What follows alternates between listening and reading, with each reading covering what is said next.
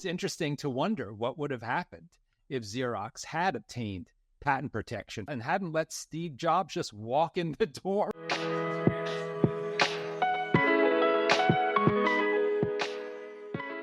Welcome to the Evolvepreneur AI Advantage Show, and I'm your host, Richard Wray. My mission is to help entrepreneurs understand AI and use it to their advantage. Join me today where we dig deep with our guest and get you the best concepts and strategies. Today's special guest is Robert Plotkin. Robert is a patent attorney who has worked with innovative companies for over 25 years. His latest book describes his unique method of leveraging IP to drive business success for growing AI companies. Robert, welcome to the show. Thanks so much for having me, Richard. I'm really glad to be here. Robert, really great to have you here. Where in the world are you?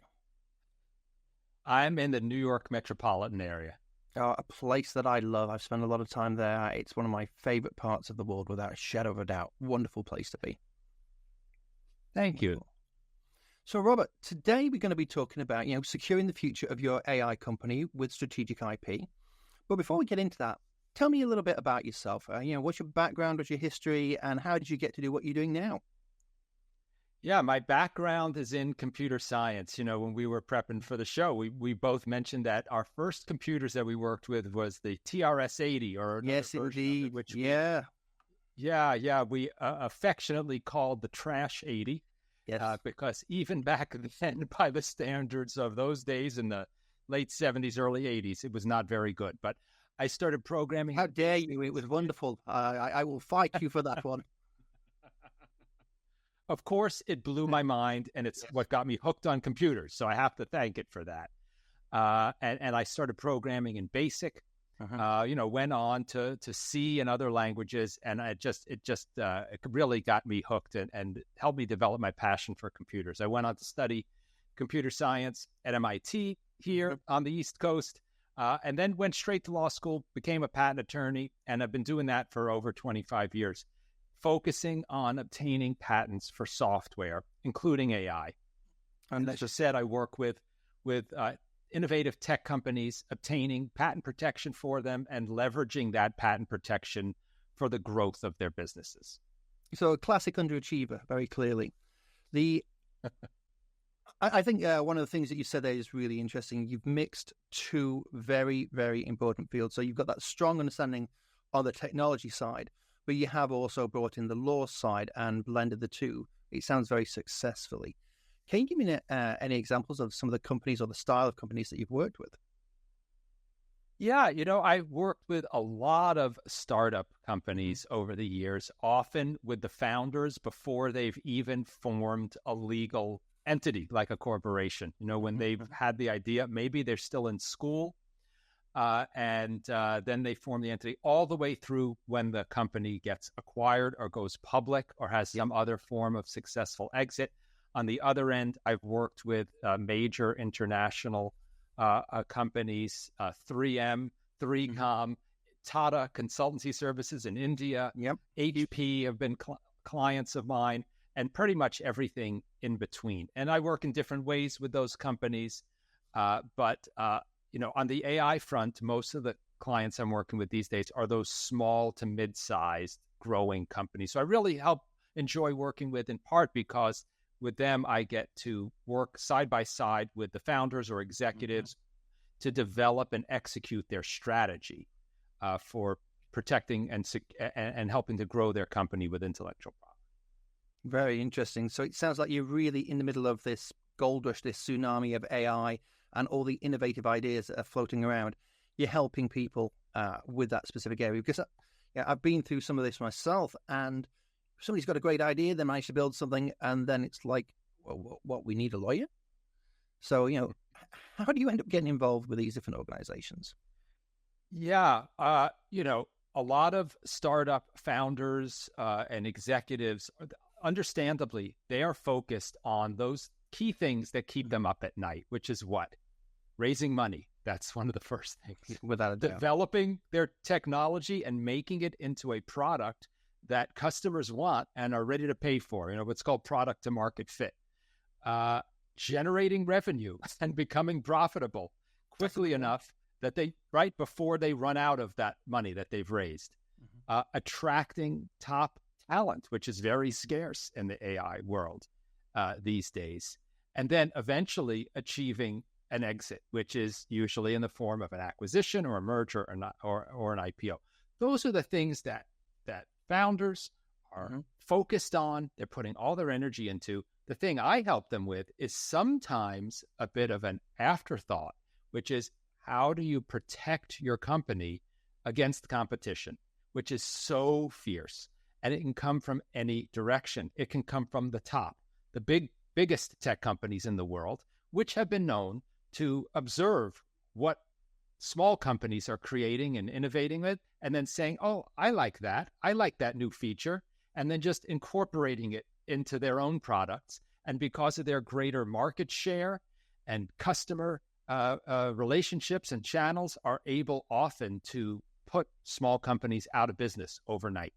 And that's one place where patents and other forms of intellectual property can really help to protect a small company against that kind of much, much larger competitor. But it's also what you'd call horizontally. There's tons and tons of other startups out there trying to do the same thing. So intellectual property can help you against, protect yourself against those peers of yours. That is really important because let's face it, you could have come up with a genuinely brilliant idea. It's very rarely unique. And there are going to be other people out there trying to do the same things. Going back to the computer world, obviously, we look at what's happening with a PC and on a Mac, and that goes back to the days of Xerox PARC, when the early kind of interfaces that most people are used to these days were first demonstrated a very, very long time ago. So, these things do happen for sure. The interesting thing that you're saying, though, is we've got so many different things happening across the board. Have you come across any good examples that you can mention where somebody... It's interesting to wonder what would have happened if Xerox had obtained patent protection for that technology, or had kept it as trade secrets for a while and hadn't let Steve Jobs just walk in the door and take it and visited Xerox PARC and saw their graphical user interface, which we now all have experienced for decades in the form of Windows and graphical user interfaces with buttons and menus and all that. That stuff didn't exist before. He saw that and said, wow, that looks great. And he went ahead and implemented it in Apple's products. And Xerox famously really didn't have intellectual property protection for any of that. And that's what enabled Apple and later Microsoft to incorporate those features without Xerox having any real ability to stop them or to obtain any licensing revenue to at least get compensation for its core innovations being used by those other companies. It's interesting to wonder what would have happened if Xerox had obtained patent protection for that technology, or had kept it as trade secrets for a while and hadn't let Steve Jobs just walk in the door and take a tour and see all of it. Yeah, I mean, it's a weird thing to think of. A huge company like Xerox, and we are talking, a multinational, multi-billion-dollar company, and this guy walks in one day, sees something, he's operating out of his garage and goes, hey, I like that. So the big guys can be hurt by this just as much as the little guys. Yeah, absolutely. The flip side of every challenge is an opportunity, right? So the big guys can be hurt by it, and that means it's an opportunity for small, upstart, nimble companies. I mean, there are some downsides to being a big company. Very often they move slowly. Yes. Very often, although they create really powerful platforms these days, like ChatGPT has become a platform, OpenAI may not have the resources or be focused on all of the applications of that platform to specific uses in particular industries or to specific types of customers. And those are often the places where small companies have an opportunity to innovate and to really grab some market share and grow. That is great. So for anybody that's listening or watching the show, what's the process when somebody comes along to you and says, hey, we're building an amazing app, we've got this great idea, but somebody said we need to talk to a lawyer. Help. Yeah, I mean, even before you speak to a lawyer, the first thing is give some real careful thought to answering the questions for yourself. What are our innovative features that we developed? What makes our technology different from the competition? What motivated us to develop something innovative? And that almost always comes from the fact that you looked at the marketplace and you saw a gap, you saw a problem, a need that wasn't being met by the competition. I mean, that's what motivates innovators. Answer those questions really clearly, and then answer, what is it about the solution we've come up with that gives us some competitive advantage? What is it about how we've implemented this or are planning to implement it that's going to make customers want to come to us? If you can do some of that homework, so to speak, for yourself before you come to a lawyer like me, it'll help make the conversation that we have a lot more productive. And the other thing I tell a lot of people is, patent protection isn't the right type of protection for all companies, but it's worth you having a conversation with an intellectual property lawyer for a couple of reasons. One, it may be that trade secret protection, or there might be trademark protection you could benefit from. And so it's worth having the conversation. And in some cases where patents are applicable, they can be extremely powerful, and they may be the best way you have to protect yourself against those peers and bigger companies from competing against you, and even not just protecting, but giving you an asset in the form of patents that can increase the value of your company so that when you go to get acquired by a big company, you'll have something more solid, tangible, demonstrable, and valuable to show them and sell to them. When you were describing the kind of process that you go through earlier on, you mentioned the exit. And it sounds very much that the exit could be not just walking away from the company with hopefully a lot of money in your pocket. It could be the exit is from a stage in the evolution of this service or product that you're creating, which could be to be purchased by a larger company. Yeah, absolutely. Different founders or investors or board members have different plans for their companies. There are some companies that don't really want an exit in the form of an acquisition or to go public. They just want to grow the company organically and keep it going forever. But even there, a strong intellectual property portfolio will help you to keep away the competition from eating into your market share. But if you do want an exit in the form of a merger or an IPO, and even if you then want to continue running the company after that, you're right. It's the intellectual property will form a really important part of the value of the company. I'll give you an example, which is I often have founders come to me at an early stage. They tell me what they have. We talk about patent protection, and they say, we only want to patent for us in the U.S. because that's where they're founded and that's where they're going to be doing business. And I say, well, what's your exit strategy? And they say, oh, well, we want to be acquired by a Microsoft or a Google. And I say, well, do you think if they acquired you, they might find it valuable to acquire patents that you have obtained or are seeking in other countries where they do business? And then they say, oh, I see what you mean. If you can at least file patent applications or preserve your rights in multiple companies, you can make your patent portfolio more value for your future acquirers who are most likely going to be doing business in multiple countries. So if you need to think ahead and build a portfolio that has that value for your future acquirers. And with the way that the world works these days, we're all interconnected. You're in America, I'm in Australia. We're talking, somebody could see your product, Steve Jobs style with Xerox PARC, and just create something different, and there's not a damn thing you can do about it. Right. And, in the case of software and a lot of AI is cloud-based, it might be running on a server in one country and be accessible to customers at a different country. And for that reason, international intellectual property protection is becoming much more important than it was in the old days when you were just manufacturing and selling physical products in one place. No, that makes complete sense. So in the world of AI right now, undoubtedly, and you've mentioned them yourselves, the most well-known product is going to be ChatGPT. And a lot of people may be thinking now, well, why do I need to talk to this guy or even read his book? I can just ask ChatGPT how I do all this. How do you respond to that? If you're talking about how to obtain patent protection, like in any field, I would ask anyone who asked that question, think about your own field and the kinds of really nuanced experience-based expertise you've developed in both developing and executing strategies, where to make things really successful, I am sure you in your own field have gone far beyond what ChatGPT can tell you, which is going to be very generic across the board knowledge, which can be extremely valuable, but is not going to be enough to distinguish you from your competition. And it's the same thing with intellectual property protection. You, as a client of mine, potential future client of mine, you can gain a lot of great knowledge about intellectual property protection, but it's going to be fairly generic. Where the rubber meets the road, so to speak, is in how to apply that generic knowledge to the very specific situation that you are in right now as it evolves.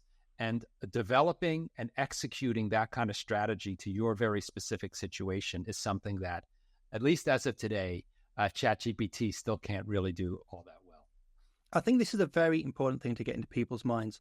All of these tools out there, ChatGPT, Gemini from Google, and all the other variations out there, yes, they can do some amazing things. And I think the benefit here could be they can help educate somebody, but they shouldn't be there to do very specialized jobs. And in the case of what you're doing, you've got the history of working in that industry, you've got law, you've got IT behind you. That is not something that can really be pulled together in the same way with AI and know those nuances that really are going to be important.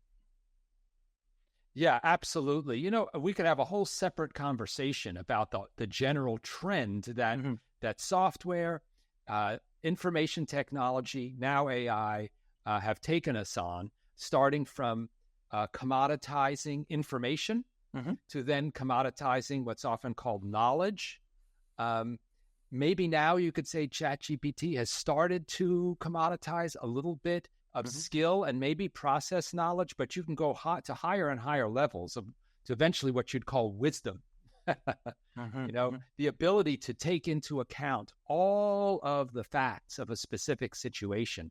In my case, to take into account the preferences, the needs, the goals, the personalities of my clients. What their dreams are, what their vision is, what their constraints are, what their resources are.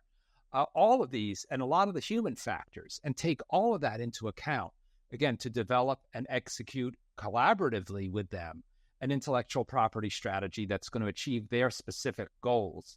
That's something that still AI can't do. I never say never, maybe someday. There's lots of artists out there that were going years ago, a computer will never take my job, and then along comes Midjourney and DALL-E 3, etc. So yes, I get you entirely. Yeah. So we're not there yet, but and that's why it's really important to still work with professionals in whatever problem you're trying to tackle. You mentioned something which I think everybody should really understand, which is the human factor. When you're working with your clients, you mentioned the personalities of the clients. It might be that the two people working in a company don't get on together. It might be that one of them is not available on Saturday and Sunday. Taking all these really subtle, nuanced things into account is so difficult. And the ability of a human to do that and notice when somebody's a bit grumpy or notice when somebody's, dealing with stuff outside of work is something that is still unique to humans. So I think that glimmer of hope that AI is not going to take over the world and take all our jobs, you actually described it perfectly. Yeah, I mean, I'm in a service profession, and there's a lot of service professions out there. And although most of my clients are companies, behind every company is a set of people, right? It's still people working with people. Even if it's if I'm in a B2B business, it's still a person-to-person business.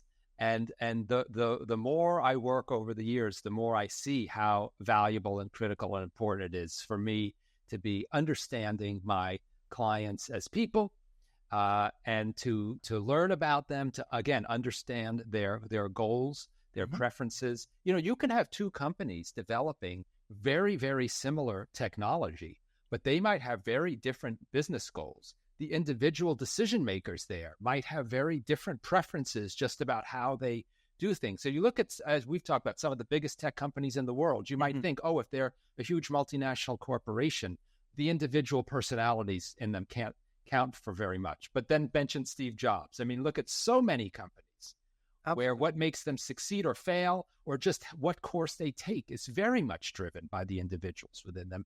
And that's why that influences how a service professional like I will work, or what should work if I want to be successful and help my clients be successful. Again, going on the Steve Jobs angle, you look at Steve Jobs, Bill Gates, both very, very similar style of products, both successful in their own ways, but very, very different personalities. Yeah, absolutely. Absolutely. And it's the same lesson for the clients I work with, those tech companies. It's a lot of people who run or start tech companies, they think of what they're doing as a purely technological endeavor, and they're trying to solve a technical problem. And that's a great and amazing thing. But where they sometimes then run into a roadblock or a plateau is when they're trying to figure out why that product is not becoming commercially successful.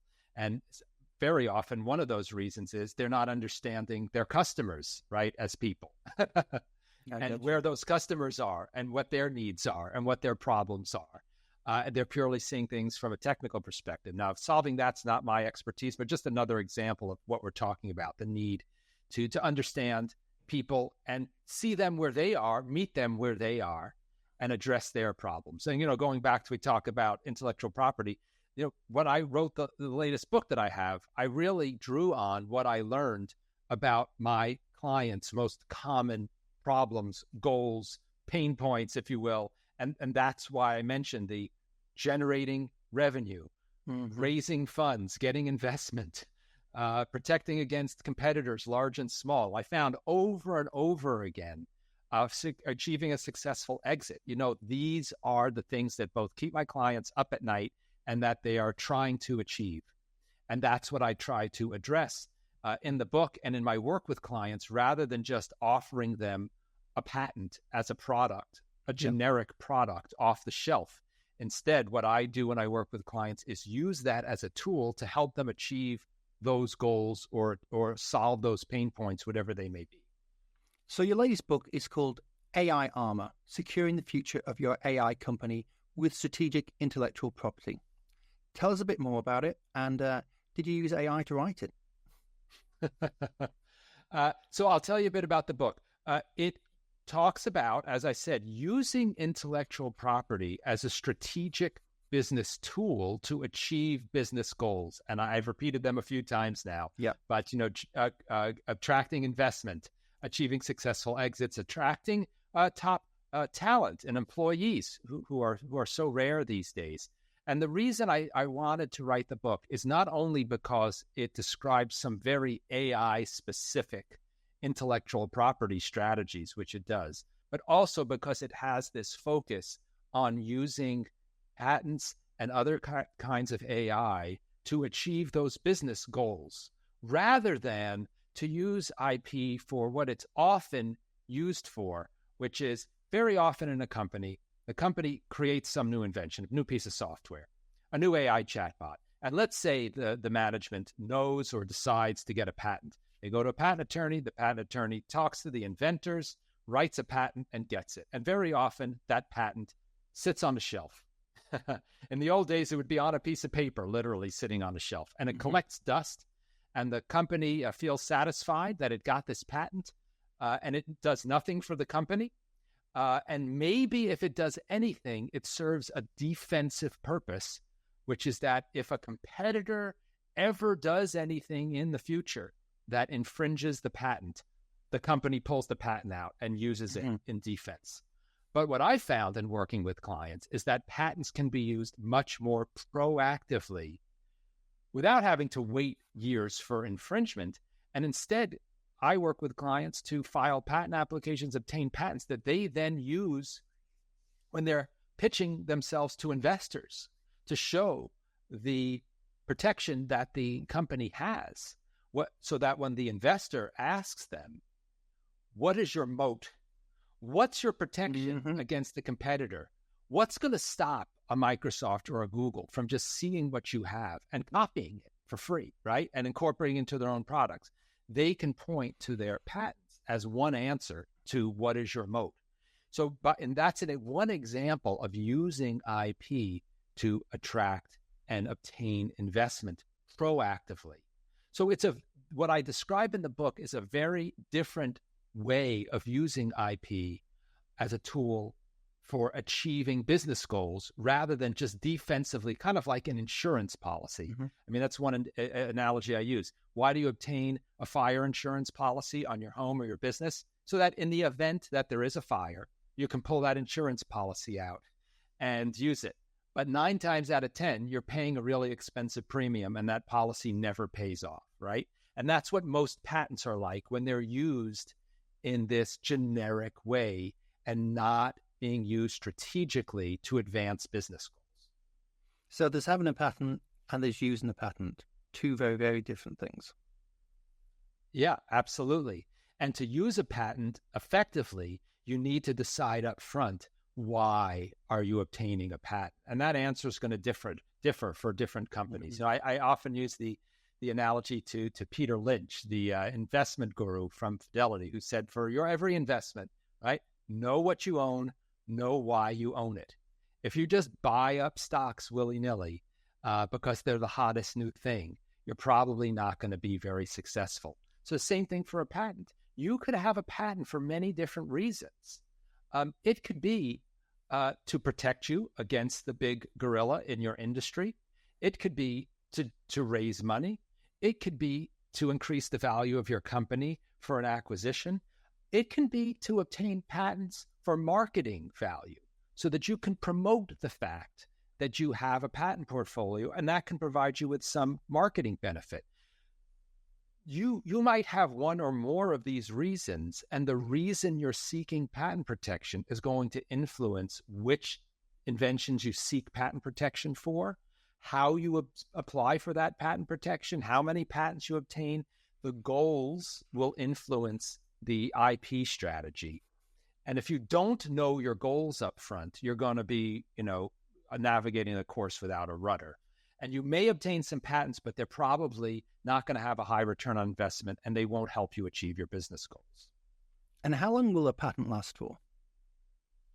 20 years from the filing date, which in the case of most software and AI is a really long time. It's, in the case of most software, it's much longer than you'll need it for. Although interestingly, it's not always the case. The RSA encryption algorithm, which was the foundation for the company RSA Security, that was patented early on. And it was such a fundamental and groundbreaking encryption algorithm that the patent on that, which lasted for 20 years, was still, the algorithm was still very much widely in use when the patent expired. That's not very common, but it does happen. So can you actually extend a patent, or is it a case of it's 20 years, and if you haven't done something with it by then, hard luck? Yeah, you cannot truly extend the life of a patent, but what you can do is if you have made improvements to the invention, and those improvements are significant enough to merit patent protection on their own, then you can obtain protection for those. And that's typically how companies will not quite extend the term of a patent, but achieve a similar result. And just flipping it on its head for a moment then. So have you come across examples where people have just come up with as many patents as possible? Somebody who's smart, they're reading the market, and they think to themselves, I'm going to create a whole bunch of patents and just sit on them. I'm not going to bother investing any time, money, or effort in developing them. I'm just going to wait for the money to come to me. Yeah, I mean, yes, that does happen. It requires a lot of foresight, which many people do not have. But if you are able to read the direction of a certain industry and see where it's heading, you do need some real inventive skill, because to write, file, and obtain a patent, the patent has to describe a real invention and how to make it work. But if you can do that ahead of the competition and obtain patents that cover a technology that later starts being put into real products and services by other companies. Now, you said wait for the money to come to you. You do have to make some real effort to get that money to come to you by reaching out to those companies in a usually walk softly and carry a big stick manner can be one way to do it, and say, look, I have these patents, believe you infringe them, and seek licensing agreements with them. And, in some cases, if those companies don't want to pay, you can pursue the option of suing and engaging in patent litigation, which is a whole other story. I do have clients who have done that and are doing that now. Particularly in the U.S., patent litigation is a really time-consuming, expensive, resource-intensive effort. But the reason that companies sometimes do it, and I have clients who sometimes do it, is the payoff can be really, really big. As well, if there are companies infringing on your patents at a large scale. Yes, I read an article one time where it described Atari, maybe because of some of the things that they developed in the early days, even had a patent on scrolling of all things. Now, how true that is, I don't know, but there was these occasions when Atari wasn't doing so well. And so, they could live off of what was sat on that list of patents they had from back in the day, back in the 1970s. So obviously we're well past that 20-year cutoff date though now. Yeah, and look, it's another way to look at patents, which is that they can help your company hedge its bets. I hate to say that if one of your listeners has a company that it might not succeed commercially, but that does happen with startup companies or other companies. But if you have a patent portfolio that survives, in fact, very often when a startup company, let's say, runs out of funds before it can really take off commercially, often the only remaining asset of value that it has is its intellectual property. And that intellectual property can then be sold or licensed and at least generate some value and revenue for the founders, for the initial investors, for other people where there's no other assets that have any such value. There may be some younger listeners today who are going, who on earth is this Atari company that this guy's talking about? But, I think we both know what they are. So, Robert, tell me, if there's one piece of advice, because you've given so many great pieces of advice and your book sounds amazing too, but if there's one piece of advice that people should take away from today's call, what would it be? If you're at a company that's developing any kind of innovative technology, whether it be software, AI, new materials, new drugs, whatever it might be, at least contact an intellectual property attorney for a conversation to determine whether there might be some value in obtaining intellectual property for you. If it ends up as a result of that conversation that there isn't anything, no harm, no foul. But I would hate, I do hate to see innovative companies not ever have that conversation and then some number of years later find out that it really would have been better for them to seek IP protection, because at least in the case of patents, you can't wait forever to seek that protection. There are some real deadlines. After you've been selling your products, after you've published information about it, you either lose your rights in most countries immediately, or in the US after a year. So you can't go back in time if you didn't seek that IP protection. So that's what I would urge people to do. At least have the conversation, at least investigate intellectual property protection, because it could be extremely valuable for you. That is really great advice. Robert, where can people find you? And let's hear the name of that book again. Yeah, you can find me at my firm's website, which is blueshiftip.com. That's Blue Shift and then IP as an intellectual property. Or you can follow me on LinkedIn. I post there all the time. It's linkedin.com/in/Robert Plotkin. And the name of the book is AI Armor. You can go to Amazon, search for it, or go to blueshift.com/AI Armor, where you can also download some free bonus content that is not in the book. It's a guide to evaluating patent versus trade secret protection for AI technology. That sounds fantastic. I think I might be having a look at that myself. But Robert, thank you for your time today. A really interesting and informative discussion. Thanks so much for having me and for engaging with me on this. And we'll both be dusting off that TRS-80, maybe looking at the back of the cover to see if we can find it. Well, that's a wrap on another awesome guest episode for the Evolvepreneur AI Advantage Show. Just before you go, if you'd like this episode, we'd be very grateful for a 5-star review. Please also consider recommending the show to a friend or two. Make sure you subscribe for future episodes at aiadvantage.show right now. Until next time, I'm Richard Wray, and if you're an entrepreneur, get the AI advantage today.